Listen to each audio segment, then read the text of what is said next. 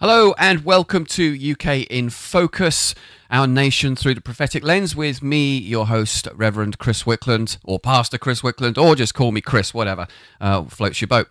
So today we have a very interesting show. We've got an interesting interview with Tim Dieppe from Christian Concern, who is talking about the assisted suicide bill, which this week and throughout up to October the 31st is going to be put through a private members bill vote, see what happens with that. And also we have a stunning case that came out this week by Adam Connor Smith, I can't remember his name. Let's just bring it up here. It's Adam Smith Connor, sorry. And it's with his landmark case where he was prosecuted for praying in his mind. So we'll look at that as well later in the show. So let's start this program, because obviously this is all about current affairs and what's going on and looking at the nation of Great Britain through a prophetic mindset, through a prophetic lens. And so today, the NHS are at it again. Apparently this week woke hospital bosses have banned staff from saying babies are born male and female. Why? Okay. Instead, doctors and nurses should now refer to children being assigned boys and assigned girls at birth. But critics condemn the advice in the 8-page James Paget Hospital Guide, which also warns against using the terms ladies and gentlemen or calling someone a fireman or a policeman. Now, what if you are a man who is a fireman? Or what if you are a man who's a policeman? Surely that's sexist and bigoted towards them. You know, in America, apparently they've got manhole covers that they've now had to go around and change the name because that's deemed sexist. I mean, this is just ridiculous. You know, can we not say the word mankind now? Because, well, that's all about man. And what about womankind? It's just nonsense, okay? And when we start slashing and butchering and destroying our vocabulary like this and our English language, we're in a place of trouble. You know, but the Bible's very clear. In the beginning, God created man and woman in his image, isn't it? It says in Genesis, let us make man in our image, male and female. He created them in his image. Now, as we know that the BBC recently has put out that there's over 100 genders. Now, why is this important? Because obviously this is moving away from not only biology, common sense, okay? But it's most importantly and fundamentally, it's moving away from the anchor of and authority of Scripture. Scripture says that there is only two genders, male and female. Now, I don't want to get into any of the arguments about the 0.01% of people that may be born with two genders, etc. You know, I appreciate that. But even so, that does not excuse all the woke political nonsense that we have to put up with today. So there are only two genders, according to the Bible. And the Bible also warns at the end of times that there'll be a great falling away. But the word there for falling away, as I've mentioned before in the previous show, is the Greek word apostasim, which is a shipping term when a ship comes loose from its anchor. And so it doesn't necessarily mean, or it doesn't always imply that it's the church that's going apostate. It can also refer to a culture that's going apostate. And literally the country of Britain is becoming an apostate country in that we're just moving further and further away from the anchor of common sense and biblical truth. Anyway, back to this hospital. So this online booklet was produced for staff to celebrate the LGBTQ plus community during Pride Month earlier this year. A section on inclusive language says they should avoid using terms born female and born male, but say assigned female and male at birth. An example includes Max was assigned female at birth, then he transitioned in high school. I mean, this is just complete, utter, ludicrous nonsense. If you hear any banging, by the way, I'm in a studio and they're doing some building work next door, so please forgive me if you can hear some weird knocks and bangs going on. Anyway, so this hospital, which opened 40 years ago, it serves 250,000 people living in Great Yarmouth in Norfolk, okay? Now, local Reform MP Rupert Lowe said, this is bonkers. My constituents would prefer this inaccurate and confusing woke nonsense was left out of the hospital. Layers and layers of meddling NHS management must be slashed down, with every diversity-related role made redundant in the public sector. Get rid of the lot and divert those funds into the pockets of frontline staff actually delivering for patients. Because it needs to be noted that some of these diversity inclusive posts within the NHS pay some seriously good money which quite frankly could go to actually helping people rather than just confusing people. These are very interesting days in which we're living in. And see, brothers and sisters, as Christians and as pastors, is there any pastors watching this stuff? You need to be talking about this in the pulpit.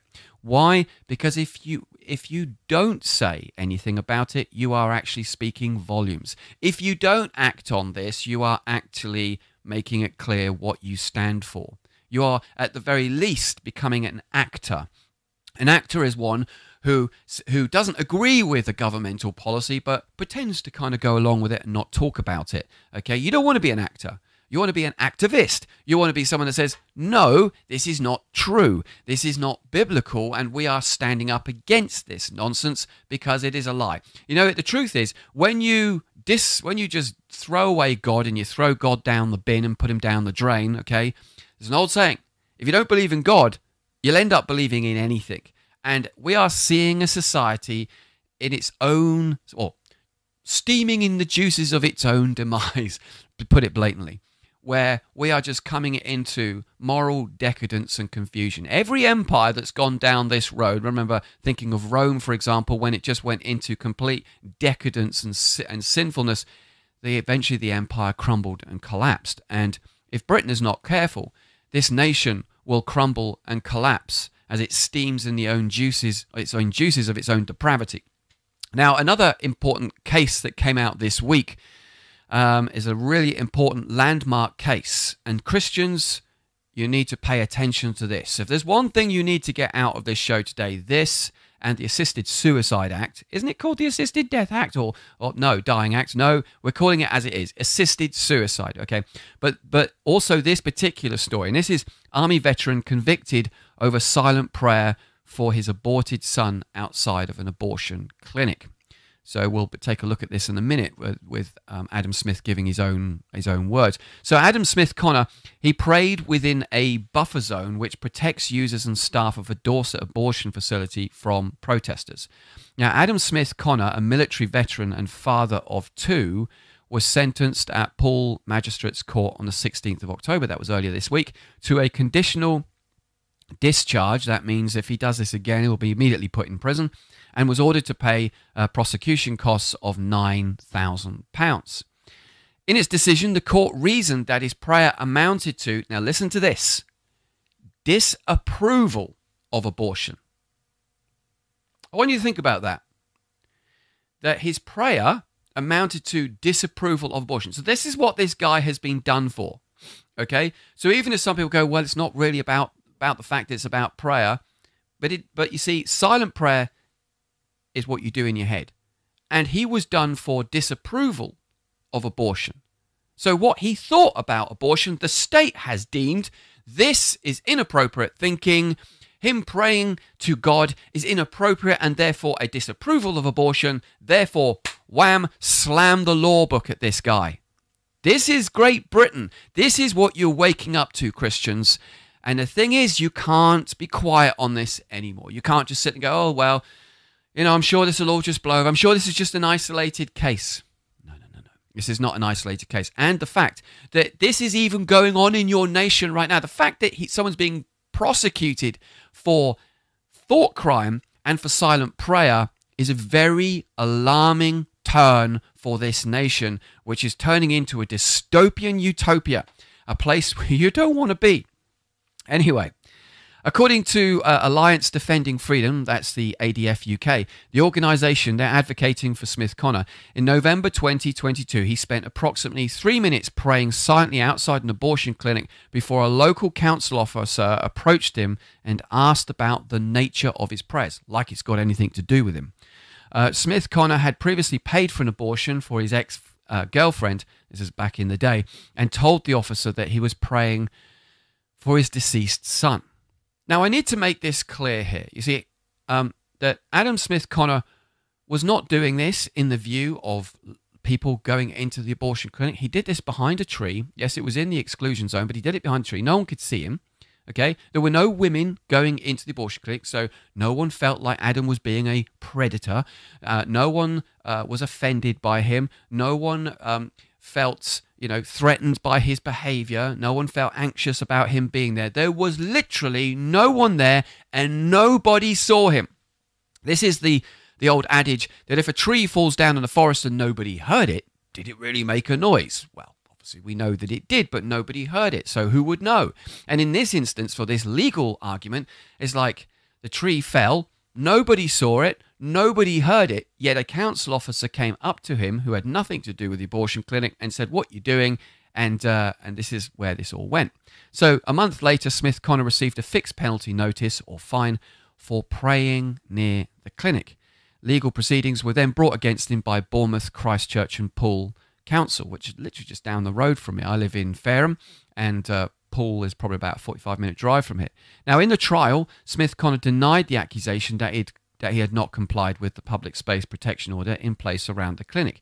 However, District Judge Orla Austin today, or the other day, ruled that the 51-year-old was in breach of the PSPO, adding that what he did was deliberate.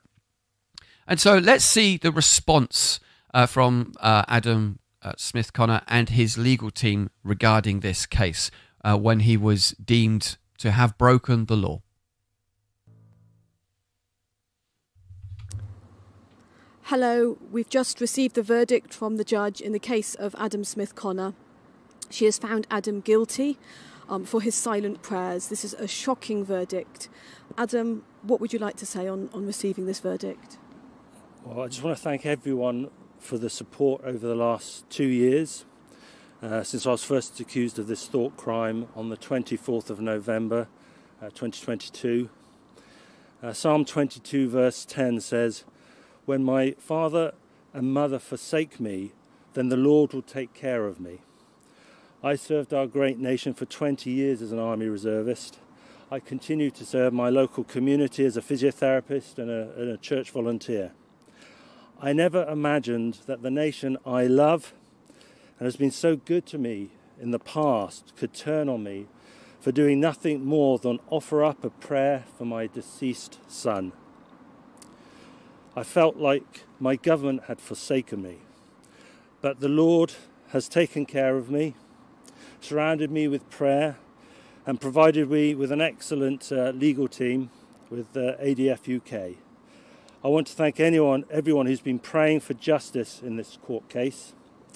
I've received messages of support from across Britain, America, Italy, and even in Bethlehem, the birthplace of Christ. I'm extremely saddened that the judge has found me guilty. This marks a dark and dangerous day for our nation, setting a legal precedent that thought crimes can occur in England. When George Orwell wrote 1984 in the year 1948, he meant it as a warning, not as a guidebook. It seems Orwell's predictive powers were off by 40 years, but apart from that, the notion that thought crime could become established in the British legal system was sadly accurate. 2 years ago, when this case started, a Christian friend of mine said that we are now at a time where Christians can be persecuted for prayer. But there would come a time when you could be persecuted and the knock at the door could happen in your own home. Well, if you live in Scotland, that time has now come. In Scotland, the buffer zones, you can be persecuted for discussing abortion in your garden if you are overheard by someone.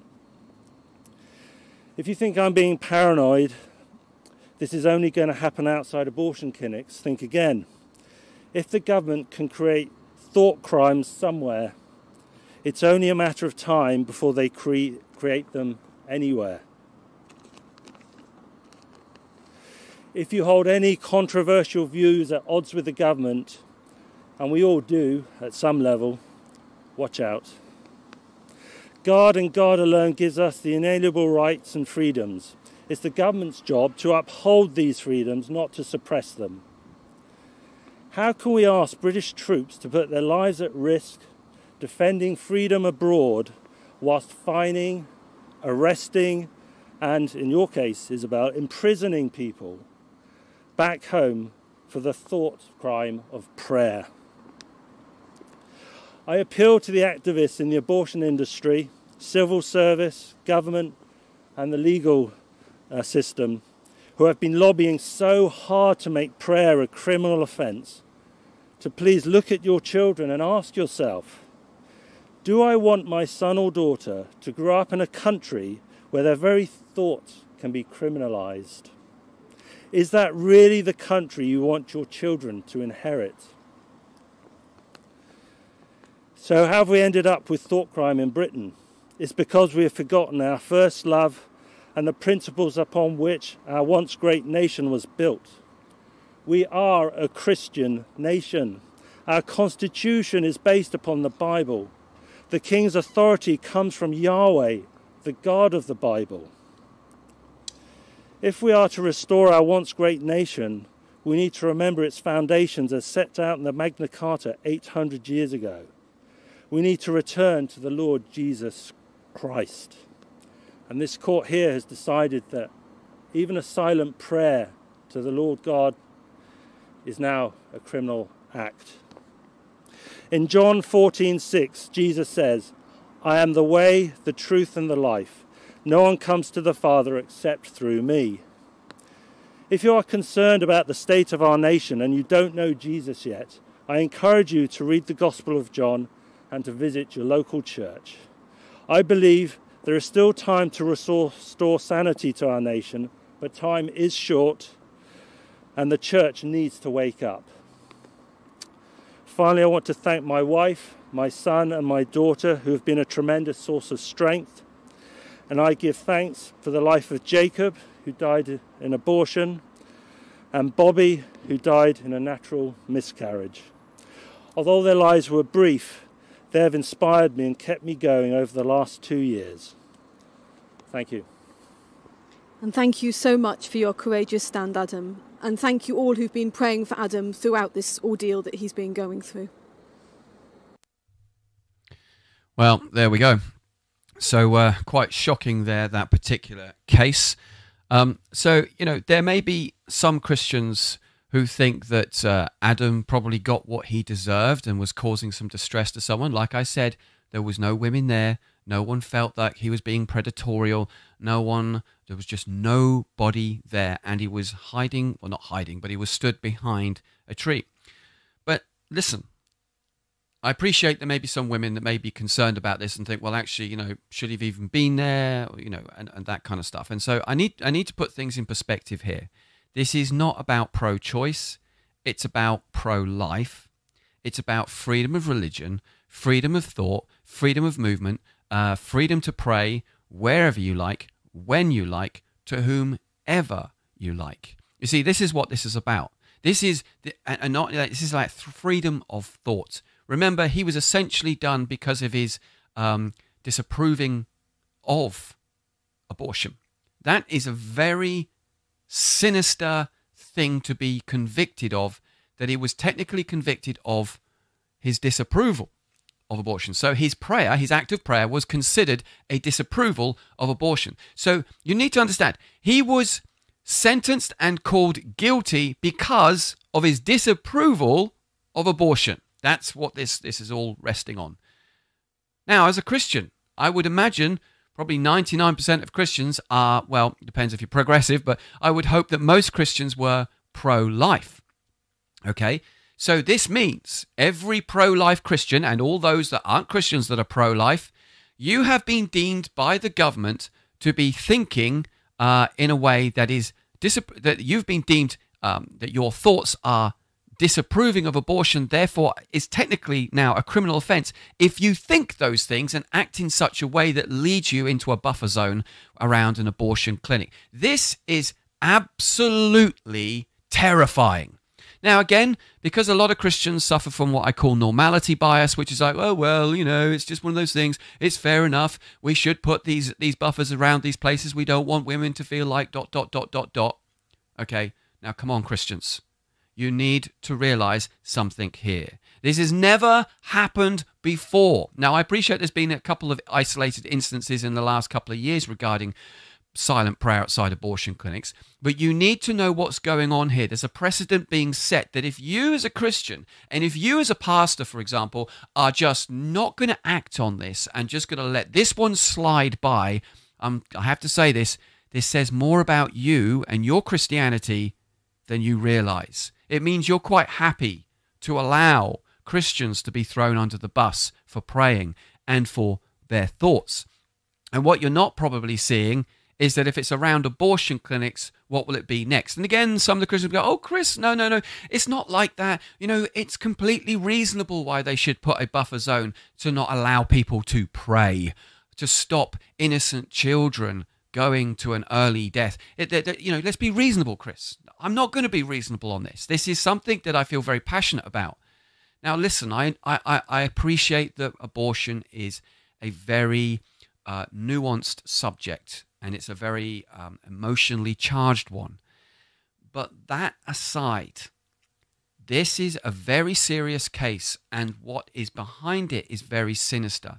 And if as a Christian, you're not going to stand up for this, and as a Christian, you're not going to lobby your MP about this, then something is wrong. Something is seriously wrong. Something is seriously wrong with Christianity in this nation, where you know what? It frustrates me. I'm a pastor, okay? And I know that so many pastors will not address the morals that are going on in our culture. You see, the church needs to be a voice that holds the state to responsibility, to accountability. We are to be the prophetic voice piece to this nation. We're to hold those in power accountable. But at the moment, the church, pretty much for the last 60, 70 years, is saying nothing. She said nothing really about the abortion laws when they were passed back in the 60s, and it seems that the church is not saying much now. And as Adam said in that video, church, you need to wake up. This is really, really serious. Anyway, time is running out, so I'm just going to go to our next interview now with Tim Dieppe, about the assisted suicide bill. So this is a very interesting interview. Hope you enjoy it.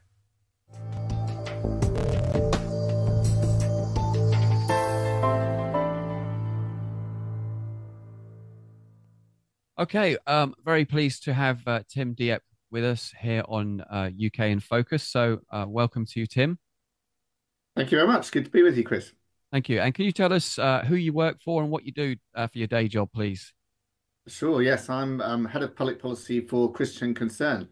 So that means we sort of respond and look at all the various key issues coming up in Parliament and in the country, and from beginning of life to end of life and everything in between, really. And so, yeah, that's kind of my job. Yeah. Wow. And I imagine probably over the last couple of years, you guys have been seriously busy with all the new policies the government keep trying to churn out.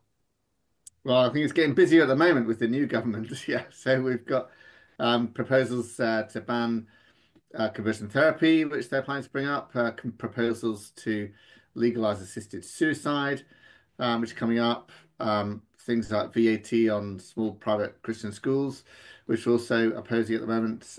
So, yeah, these are the big things in Parliament that we're concerned about just now.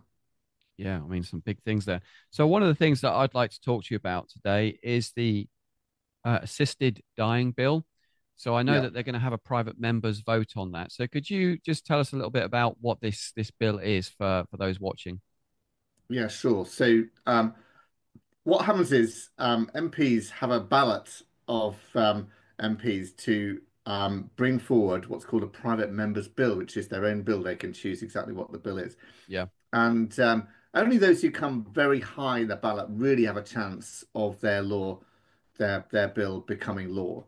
Kim Ledbetter actually came first in the ballot, and she was encouraged by senior members of the Labour Party to bring forward a bill on assisted suicide, because the government had kind of promised Esther Ranson that they'd allow a vote on this, and clearly senior members of the party, including Keir Starmer himself, are in favour of changing the law on assisted suicide.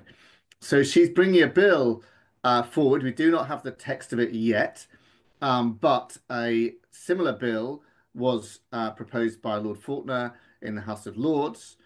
He's now withdrawn his bill because it's better for it to go through the Commons first.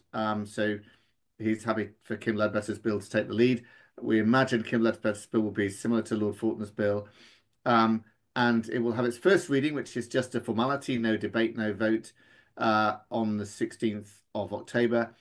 And its second reading, we now know, will be at the end of November, on the Friday, the 29th of November, which is when there will be a debate, which will last most of the day, 9:30 to about 2:30 or something like that, and probably very likely a vote as well, then. And if it passes that vote, it then becomes fairly likely, pretty likely really, that would actually become law.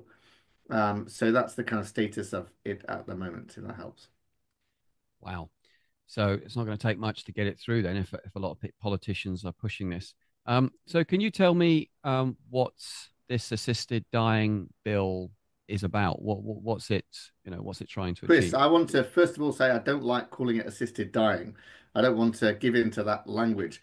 We all want assistance in dying, don't we, right? That's palliative care. That's looking after people when they're dying. It's a Yes. euphemism. It really is assisted suicide. Okay. That's what it is. It's helping people who want to commit suicide to commit suicide, giving people poison, or facilitating giving poison to people. So that's really what it means. What they're saying is that if you've been diagnosed and given a terminal ill diagnosis that will have less than 6 months to live, then you'll be able to request assisted suicide, and the doctors will, after you've signed away your life, literally, will administer poison to you and kill you in that way. Now, there are many, many problems with this, not least that 6 month diagnoses are not as accurate as you might expect. I mean, I was talking to someone yesterday who knows someone who was given 6 months to live 35 years ago with lymphoma cancer, and it's still alive today.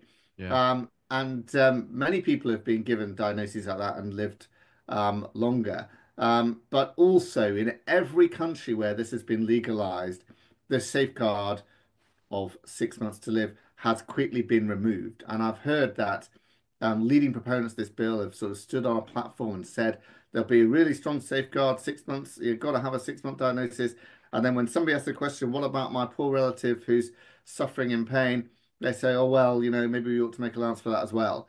And it's as quick as that. On the same platform, the same people who said it'd be a strong safeguard then say, oh, maybe we ought to make allowance. And we already have 50 MPs saying it shouldn't just be restricted to 6 months to live today in Parliament. So the slippery slope argument is very, very strong and very real. Every other country has extended it to other people, and in some cases even to children, Wow. um, and um, and has euthanized children in some places.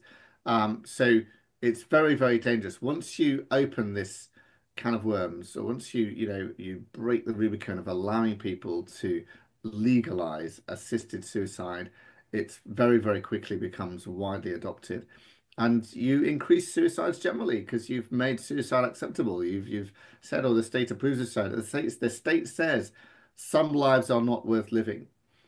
Mhm. And that's kind of a very powerful message to send to the whole culture and the whole society that, yes, you're justified in helping someone commit suicide in certain circumstances. And that says some people it's the right thing to do. The best thing to do for them is to commit suicide. And that's an awful thing to say. And I don't know if you've watched, Chris, the documentary Better Off Dead, which on BBC iPlayer, you can find it by Liz Carr, who's a disabled actor, really worth watching because as a voice for disabled people, um, many of them have been told, God, if I had your condition, I'd commit suicide, which Wow. is basically saying you're better off dead. Yeah. I mean, they've been to these other countries, or Liz Carr has, and seen, what happens, and interviewed people who've killed, in some cases, hundreds of people, and said this is shocking and awful, and I don't want to live in a society where everyone thinks I'd be better off dead. We already have it on the other side of life, abortion, where we're killing people with the most minor disabilities. Yeah. You can kill people right up to birth in this country today for something like cleft lip or cleft Wow. palate. You know, which is easily fixable by an operation. Yeah, that's And right. and things like autism, or things like uh, what's the disease I've forgotten now? Mental illnesses and other disabilities. People just say, I don't want that baby, and that it's considered then that those lives are not worth living. That's part of the culture, and no, Down syndrome is a thing I was thinking of. Basically, we pretty much kill most babies who have Down syndrome before they ever get a chance to breathe a breath of their own. Um, so, and that's kind of eugenics.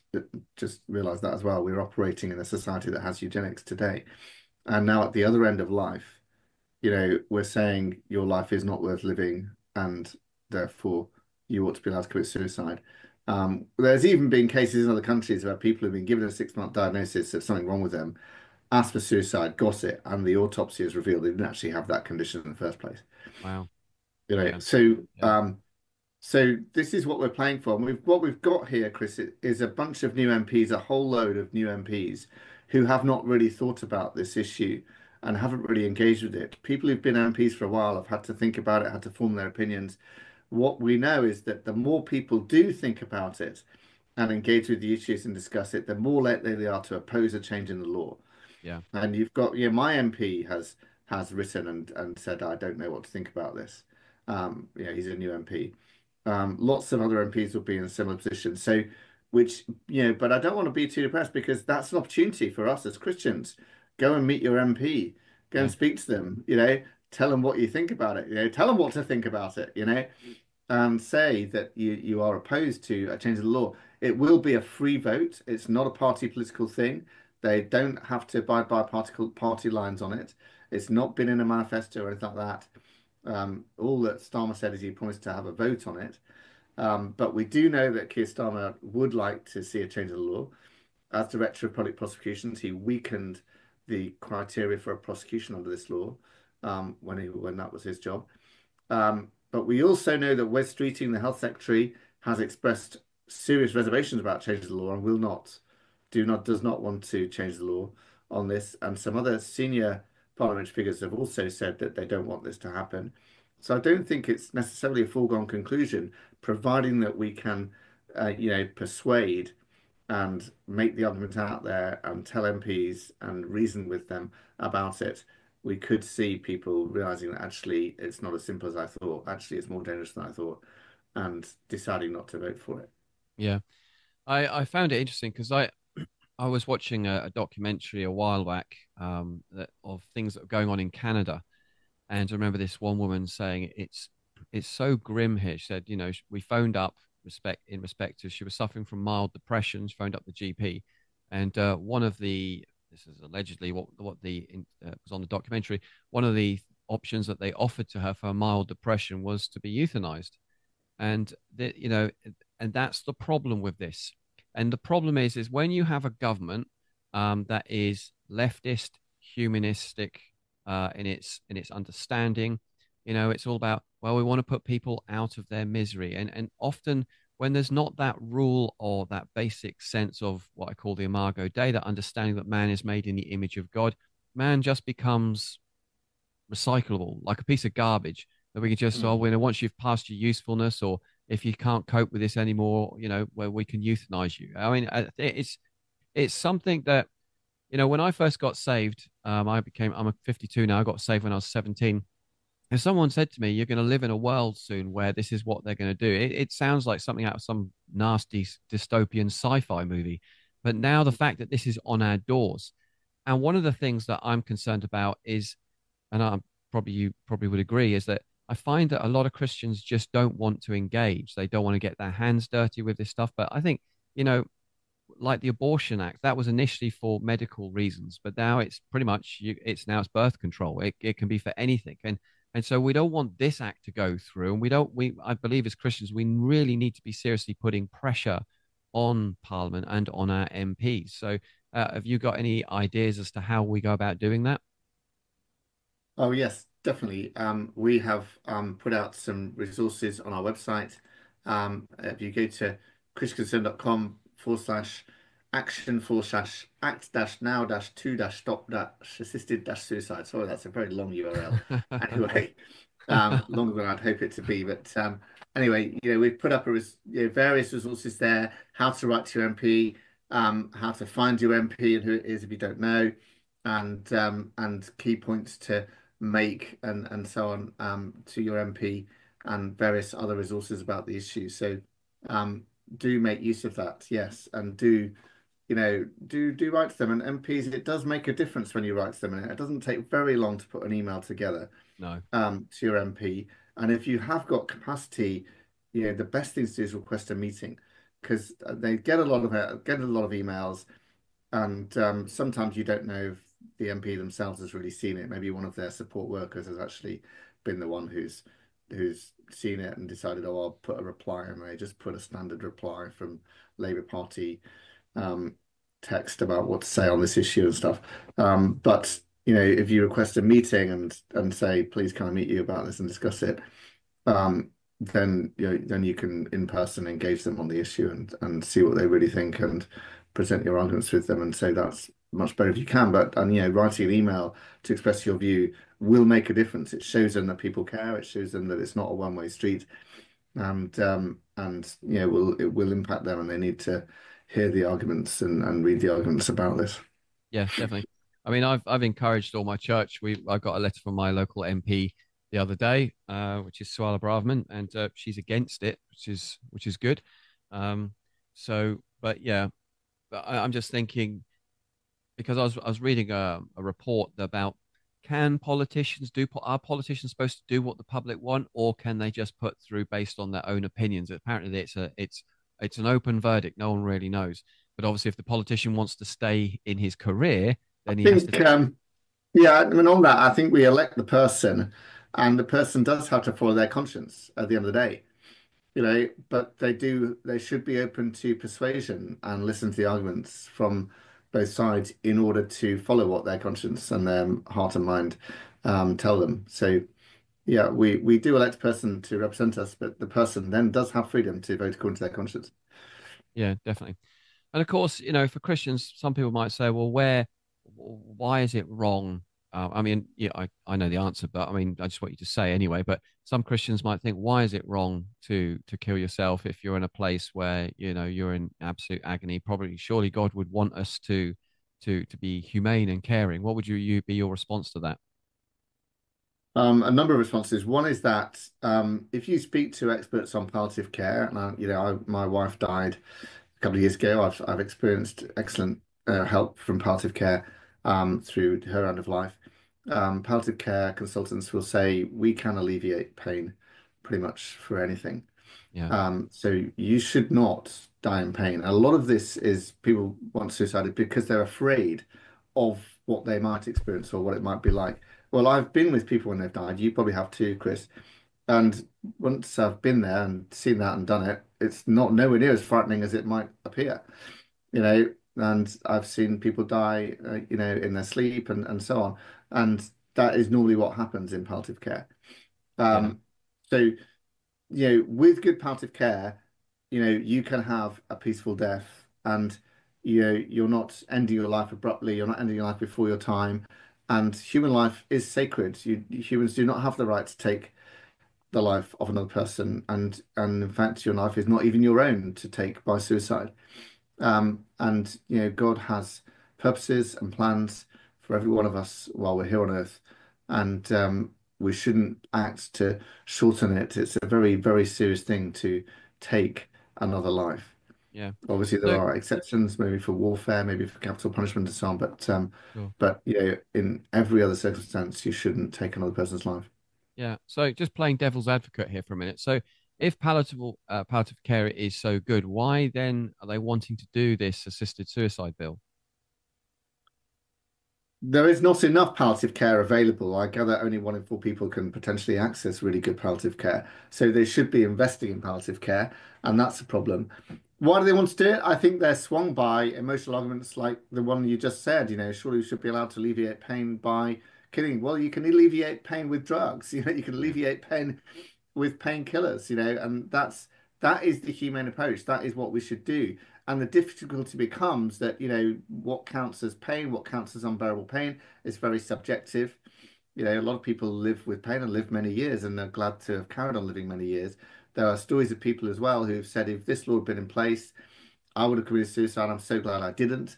Yeah. Many palliative care doctors will say, I've seen people who originally initially, pleaded for suicide and then, you know, closer to the end of death later on said, I'm so glad I wasn't able to commit suicide. I've been able to spend this time with my family and do this and do that and talk to people and so on. Please tell people don't do this. And doctors, those who are closest to death, those who work closest to palliative care are much more likely to be opposed. I think it's 80% plus of palliative care doctors are opposed to changing the law on this. And it does change the culture. It does change the relationship with doctors. Once doctors have the option of suicide, once it becomes a legalized thing, then it becomes part of the culture, part of what's acceptable for doctors to recommend. Oh, maybe you should consider euthanasia. I read a story about a patient who was in the Netherlands and in hospital for something, and he had bed sores. And every time, every morning, can you imagine this? The doctor comes round, can you do something about my bed sores? Oh, I'm not sure we really can, but we can offer you assisted suicide if you like that. Imagine that every day. Yeah. And finally managed to get transferred to Britain and put in an English hospital where assisted suicide is not an option. Oh, please can you have my bed sores? Yes, let's look at that. Let's work out what we can do. And they did something and they alleviated it and made it better. Because that's the motivation, you see. It's not a defeatist attitude of like, yeah, if you're in pain, probably might as well just end your life. No, it's like, let's see how we can do to alleviate it. You see how it's a changing culture. And if the culture changes here, you'll have that same, attitude creep in to amongst the doctors and nurses here as well. Yeah. The And thought that, then the other unmentionable thing, of course, is saving money because it yeah, costs people yeah. to look after them. I mean, the thought of your doctor being your healer and your executioner is Mm. is quite chilling, really. And I'm sure a lot of people, a lot of doctors wouldn't necessarily, I'd hope, wouldn't sign up to do that either. Um, so, Well, but there you're must be conscientious objection for them as well. That's another thing that they're Yeah, but really the trouble is doing. that it's well, it only gets a matter of time before it's like, well, if you want to be a doctor, that's part of the Yeah, job, yeah, and so, exactly. and Yeah, then no doubts they'll spin it like, well, you do them a favor anyway. So yeah. where where do you personally feel this is going to go in your experience in all these that you've been doing over the years at Christian Concept? Um, I think it's a challenge. I think, like I said, we've got a new parliament with a whole lot of MPs who don't know what to think and haven't really engaged with it and are swung by emotional arguments at the moment. So I think we've got an uphill battle to fight, but I don't think it's all lost. As I said, we've got some prominent Labour MPs and politicians who are opposed to it. It is a free vote. They don't have to abide by party lines. Christians need to pray, write to MP, get a meeting, engage on it, and if we all do that, we could see this swing the right way and not become legalized again. It's been voted on several times in the last 10 years or so. Every time it hasn't got through Parliament. It's not been voted on for a while now. The last time was 2015. So this is partly why people are keen to vote for it again. And it's a crucial vote. It's a crucial thing. Mm, So November the 29th, be praying about it, be engaging with it, write to your MP about it. And Christians need to know what to think as well. So, please, if you're a preacher, mention it in your sermons, talk about it, and tell people, explain why it's wrong, explain why the Bible teaches this, explain why it'd be bad for society, because Christians need to be informed about it and understand what's wrong about it as well, yeah. and willing to talk about it in their own conversations.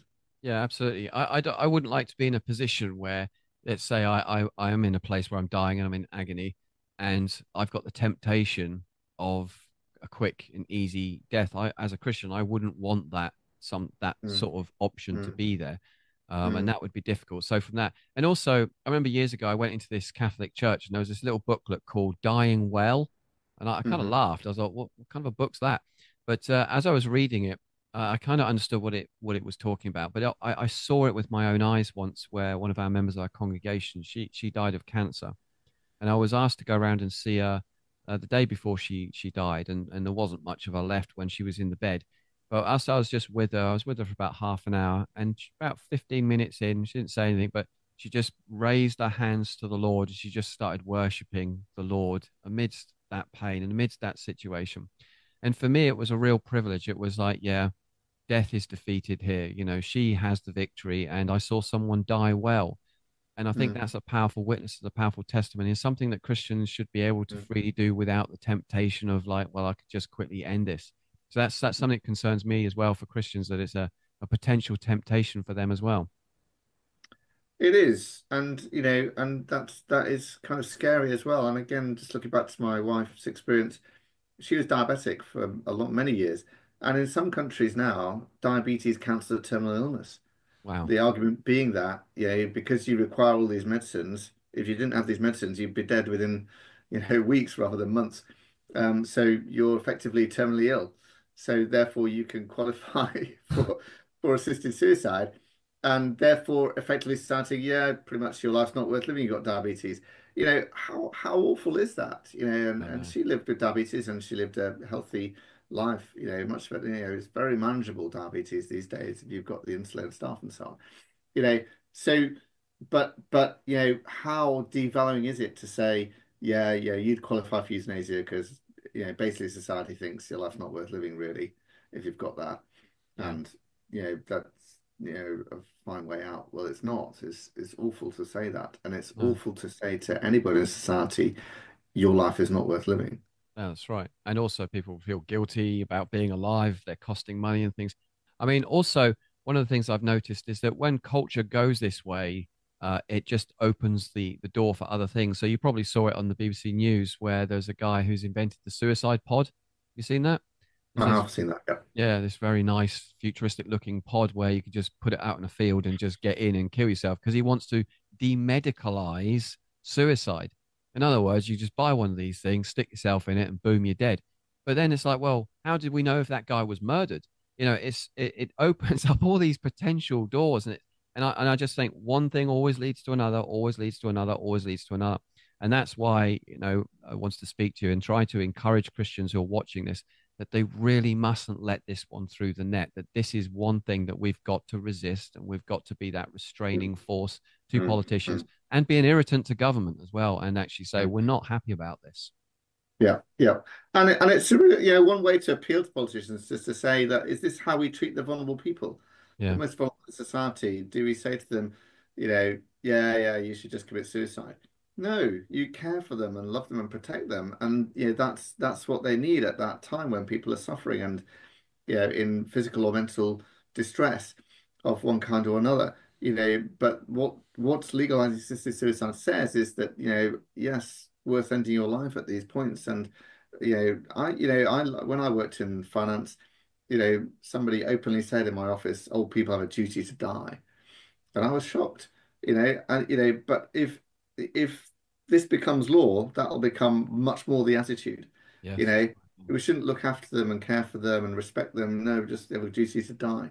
Matthew Paris, writing in the Times earlier this year, said the main argument against legalizing assisted suicide is that vulnerable people will feel under pressure to die. Well, good, he said, bring it on. wow, Vulnerable wow. people should have a duty to die. He's that shifted a lot of people's opinions because it made people realize that that is actually what will happen here. People will say people have a duty to die, and the pressure on the vulnerable and the poor and the weakest and so on will be greatest. And the Labour Party is meant to be a party that cares for the vulnerable and the poor and the weak and so on. Clearly, Not clearly they're not. not kills. Care not killing is one of the slogans. Yes, yeah. Care not killing, surely. Yeah, no, absolutely. Well, Tim Depp from Christian Concern, I really appreciate your time on this, and thank you for agreeing to an interview with me. Pleasure. Thank you. Yeah.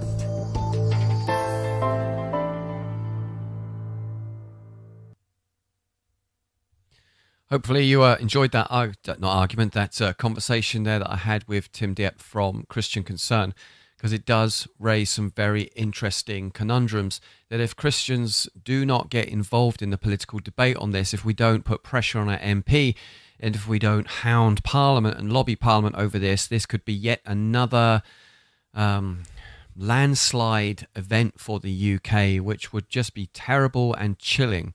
And all the nations that do have assisted death or assisted suicide, euthanasia, whatever you want to call it, it always slips down this slippery slope. To say that it's just there to help people through their suffering is really the thin edge of the wedge, especially when we already have good palliative care, as I asked Tim in that interview. So we can have good palliative care. Well, obviously, the government needs to invest more into it, but that is an issue. Nevertheless, if we go down this road of euthanizing people, then that's just the thin edge of the wedge. And then we want to euthanize people for, as was in that interview, for bed sores and various other things. And maybe if you have diabetes, then you have potentially a fatal disease, which again is justification for euthanizing you. This is dark days indeed. So hopefully you've enjoyed today's show. So there's lots of things to think about. Now, this can all sound rather grim, can't it? I mean, you could say, man, today's been a depressing show, Chris. It's not really a depressing show because actually it's making us informed about what's going on in our culture and in our times right now. And, you know, as a church and as Christians, we have a responsibility and obligation and duty to do something about it. Please, I beg of you, I implore you, please write to your MP, okay? Please put pressure on them regarding praying around abortion zones and also on this assisted dying act or euthanasia, suicide act, whatever you want to call it. It's really important that as Christians, we start to get politically engaged. Remember on last week's show, I spoke very clearly how God is involved in politics, and therefore, so should you. Anyway, that's the end of today's show. God bless you all, and I'll see you again soon, hopefully next week, with another show. Until then, God bless. Bye-bye.